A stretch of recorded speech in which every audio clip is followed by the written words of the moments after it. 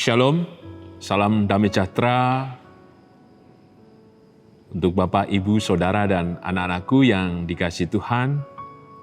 Semoga semuanya dalam keadaan baik, tetap sehat, tetap segar dan kuat dalam pengharapan di dalam Tuhan kita Yesus Kristus.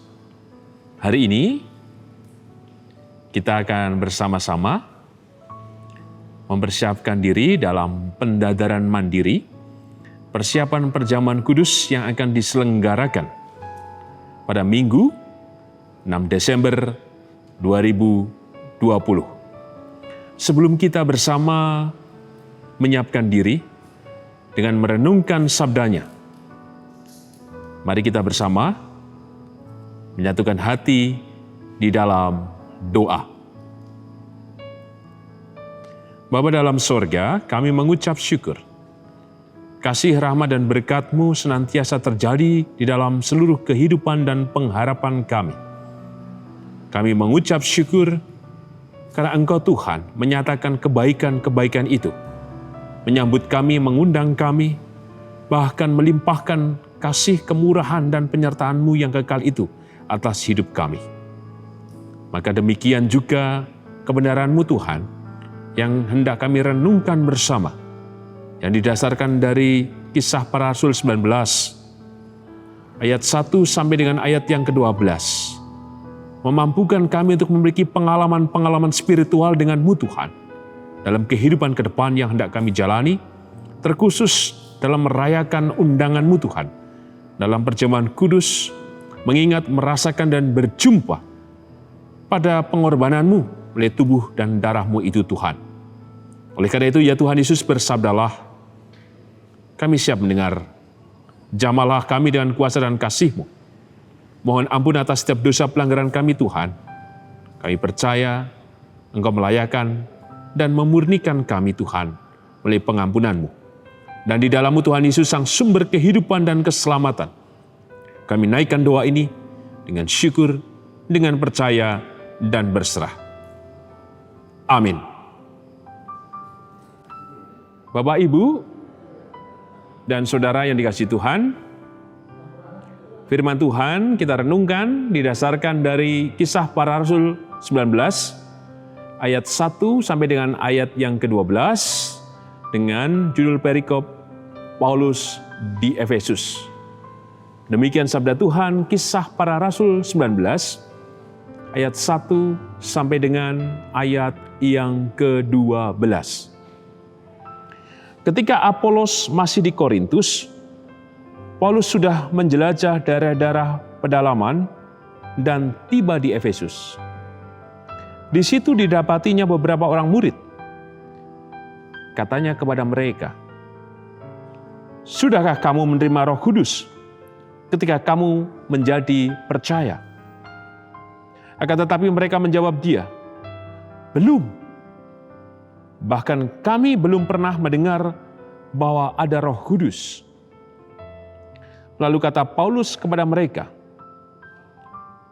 "Kalau begitu, dengan baptisan manakah kamu telah dibaptis?" Jawab mereka, "Dengan baptisan Yohanes." Kata Paulus, "Baptisan Yohanes adalah pembaptisan orang yang telah bertobat. Dan ia berkata kepada orang banyak bahwa mereka harus percaya kepada Dia yang datang kemudian daripadanya, yaitu Yesus." Ketika mereka mendengar hal itu, mereka memberi diri mereka dibaptis dalam nama Tuhan Yesus. Dan ketika Paulus menumpangkan tangan di atas mereka, turunlah Roh Kudus ke atas mereka, dan mulailah mereka berkata-kata dalam bahasa roh dan bernubuat. Jumlah mereka adalah kira-kira 12 orang. Selama 3 bulan Paulus mengunjungi rumah ibadat di situ dan mengajar dengan berani. Oleh pemberitaannya, ia berusaha meyakinkan mereka tentang kerajaan Allah. Tetapi ada beberapa orang yang tegar hatinya. Mereka tidak mau diyakinkan, malahan mengumpat jalan Tuhan di depan orang banyak. Karena itu Paulus meninggalkan mereka dan memisahkan murid-muridnya dari mereka dan setiap hari berbicara di ruang kuliah Tiranus. Hal ini dilakukannya 2 tahun lamanya, sehingga semua penduduk Asia mendengar firman Tuhan, baik orang Yahudi maupun orang Yunani. Oleh Paulus Allah mengadakan mukjizat-mukjizat yang luar biasa. Bahkan, orang membawa sapu tangan atau kain yang pernah dipakai oleh Paulus dan meletakkannya atas orang-orang sakit, maka lenyaplah penyakit mereka dan keluarlah roh-roh jahat.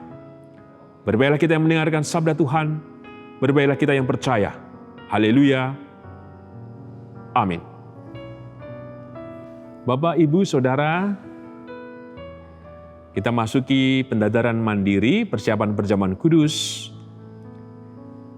yang diselenggarakan pada Minggu 6 Desember 2020. Jika kita membaca kisah para Rasul 19 ayat 1 sampai dengan 12, menarik sekali jika kita perhatikan seksama satu persatu ayat yang kita sudah renungkan ini. Dimulai dari ayat pertama, bahwa disebutkan Paulus tiba di Efesus. Keterangan Paulus tiba di Efesus sepertinya Paulus baru datang di Efesus. Tetapi sesungguhnya Paulus, jika kita membaca kisah para Rasul 18, Paulus telah tiba di Efesus dan kemudian dia melanjutkan pelayanannya dan meninggalkan Efesus. Dan ketika Paulus tidak berada di Efesus, kemudian Apolos masuk di Efesus. Sehingga ketika Paulus datang ke Efesus, ia mendapati disebut murid-murid di Efesus seperti halnya disebutkan di ayat yang pertama. Di situ didapatinya beberapa orang murid. Artinya apa? Bahwa jemaat di Efesus adalah buah pelayanan Paulus dan Apolos. Dan yang menarik adalah pelayanan mereka berdua bersinergi, berkelanjutan, saling kemudian mendukung dan membangun kehidupan jemaat di Efesus. Sekalipun di Efesus mereka tidak pernah bertemu, tetapi pelayanan mereka menghasilkan buah, yaitu adanya orang-orang percaya. Dan yang menarik pula, ada dialog Paulus dengan murid Efesus ini. Ketika mereka ditanya apakah mereka pernah menerima Roh Kudus, mereka dengan jujur mengatakan mendengar saja belum.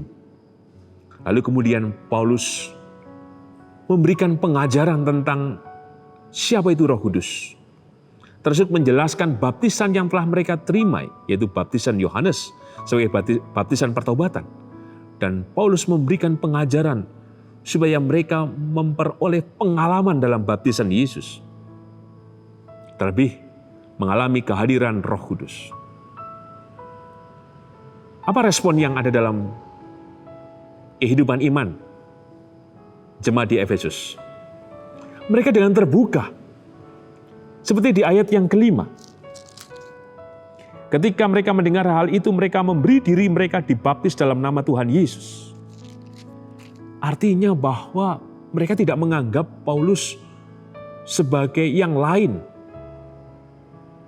Karena mereka telah menerima pengajaran Apolos, tapi kemudian mereka juga membuka hati untuk mau diajar dan dibenarkan, sehingga mereka membuka diri. Dan pada keterbukaan akan pengajaran yang dilakukan oleh Paulus, pada akhirnya membaca di ayat yang ke-6, mereka berjumpa dengan pengalaman di mana mereka dipenuhi dengan Roh Kudus setelah mereka dibaptis. Keterbukaan akan pengajaran, keterbukaan untuk berdialog, keterbukaan untuk percaya kepada Yesus yang memampukan mereka pada akhirnya menemukan pengalaman spiritual. Kepenuhan Roh Kudus. Dan bukan hanya sekedar memiliki pengalaman itu, mereka menghidupinya.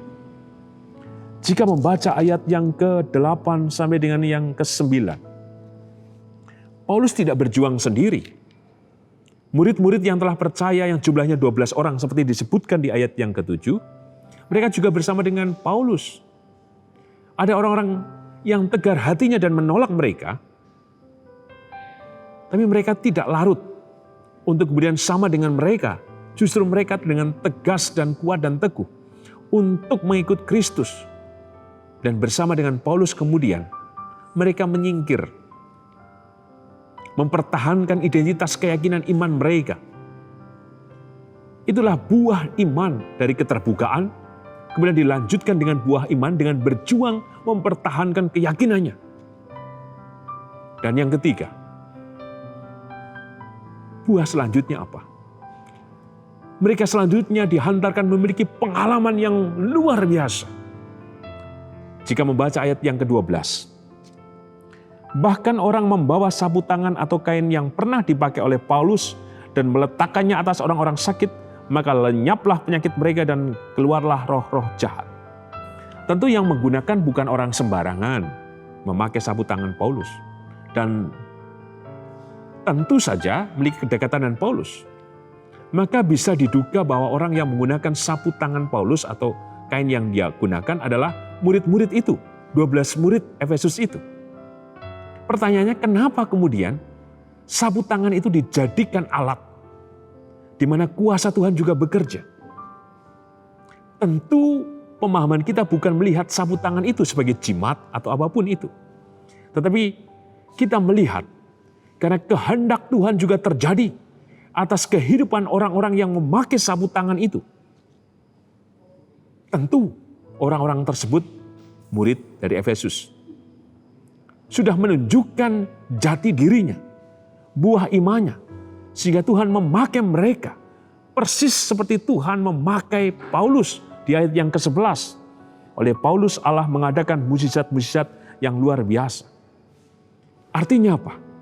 Inilah penegasan dan peneguhan bahwa para murid jika setia teguh mendengarkan pengajaran terbuka untuk mau menerima Yesus sebagai Tuhan dan kemudian menemukan pengalaman akan kepenuhan itu dan dilanjutkan dalam perjuangan iman, mereka juga memiliki pengalaman yang sama seperti halnya gurunya yaitu Paulus. Mereka dipakai Tuhan untuk mengadakan mukjizat, yaitu menyembuhkan orang sakit dan kemudian melepaskan jerat orang-orang yang kerasukan setan.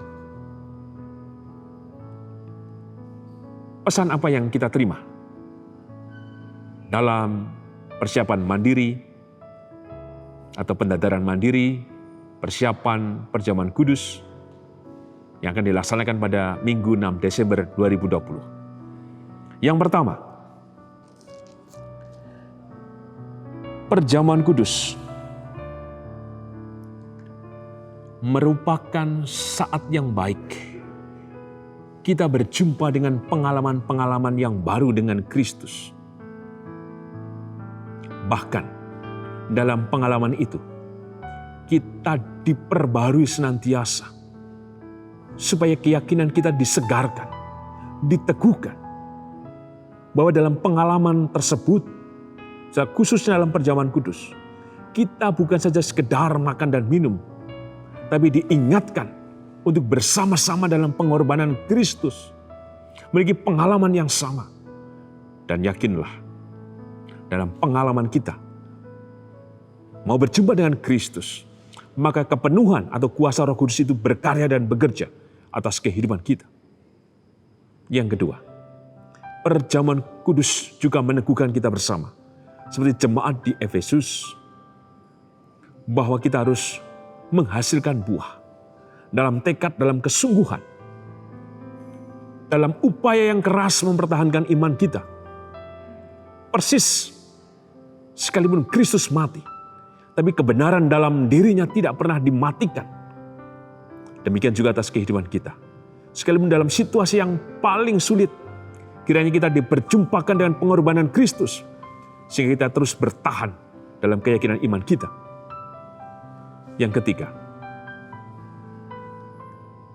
pengalaman bersama dengan Kristus dalam perjamuan kudus adalah pengalaman yang terus berulang. Maka hampiri dan temukan seperti halnya pengalaman yang dimiliki oleh para murid di Efesus. Dipakai Tuhan untuk menyembuhkan. Demikian juga kita dipanggil dari perjamuan kudus yang kita rayakan, kiranya kita berjumpa dengan pengalaman itu bersama dengan Tuhan. Dan yakinlah, Tuhan juga memakai Bapak Ibu Saudara untuk menyembuhkan kehidupan kita secara pribadi, kehidupan keluarga kita, bergereja, berbangsa, dan bermasyarakat.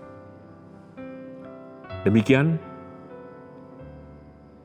pendadaran mandiri yang didasarkan dari Kisah Para Rasul 19 ayat 1 sampai dengan 12. Tuhan memberkati.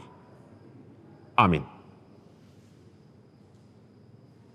Bapak, Ibu, Saudara, sebelum kita menerima undangan perjamuan kudus, mari kita menguji diri dengan 2 pertanyaan berikut ini. Yang pertama, apakah kita mengakui bahwa kita dahulu berada dalam kondisi tidak selamat, tetapi oleh anugerah Allah kita diselamatkan melalui pengorbanan Tuhan Yesus Kristus? Yang kedua, apakah kita bersedia menyerahkan diri kepada Allah dengan bersungguh-sungguh menjalani hidup baru di dalam kuasa Roh Kudus sebagai ungkapan syukur atas anugerah keselamatan? Mari kita menyatukan hati di dalam doa. Bapa dalam sorga, kami mengucap syukur akan kebenaran sabda-Mu yang telah terjadi dalam hidup kami. Yakinkan kami Tuhan dalam undangan perjamuan kudus. Darah, tubuh, kasih-Mu Tuhan terjadi dalam kehidupan kami. Maka teguhkanlah kami.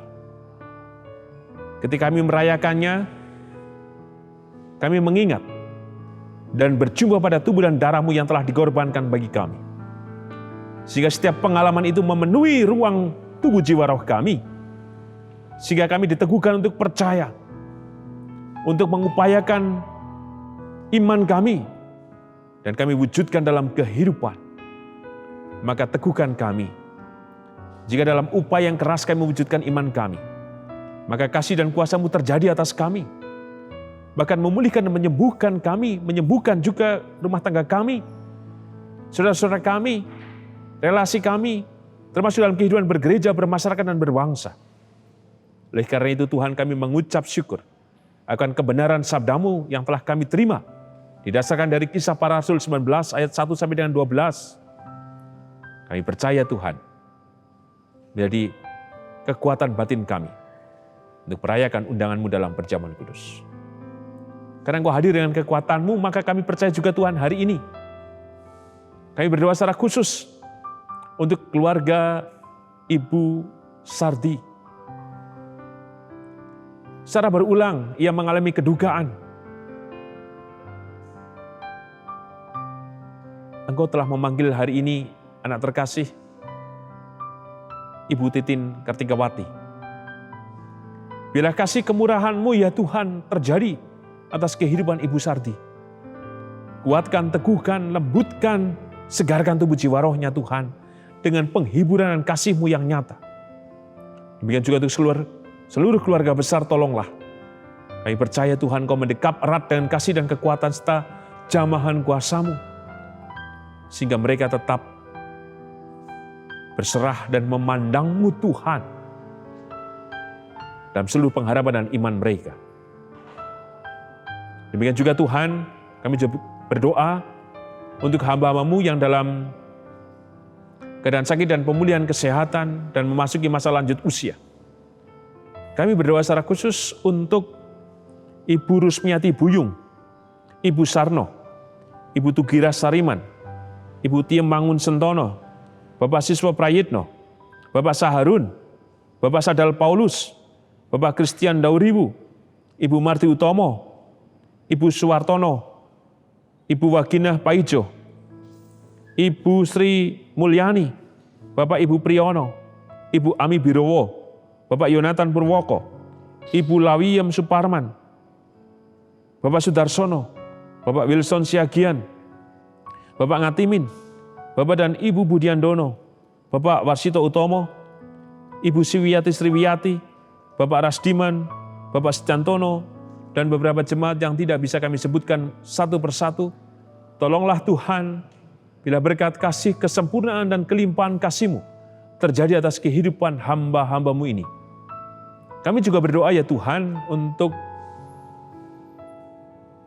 kehidupan bergereja di GKJ Sarimulyo. Kami percaya Tuhan, kasih kuasa-Mu terjadi, berkat-Mu dinyatakan, sehingga persekutuan di gereja-Mu di tempat ini Tuhan, semuanya dalam damai berkat dan kasih-Mu Tuhan. Kami berdoa juga untuk bangsa dan negara kami, tolonglah Tuhan, bila kesempurnaan berkat kasih-Mu Tuhan Kau nyatakan, sehingga bangsa dan negara kami mampu menghadapi untuk melawan bencana COVID-19. Mampukan kami berpartisipasi di dalamnya, dan teguhkan kami mengambil bagian bersama dengan pemerintah Tuhan melawan COVID-19. Inilah doa kami Tuhan Yesus, yang kami naikkan dengan percaya dalam kasih, kemurahan, dan keselamatan yang dari-Mu Tuhan Yesus. Dan di dalam-Mu pula, kami percaya, kami bersyukur dan berserah. Amin. Demikian pendadaran mandiri persiapan perjamuan kudus yang akan dilaksanakan pada Minggu 6 Desember 2020. Tuhan Yesus memberkati kita semua kini dan selamanya. Amin.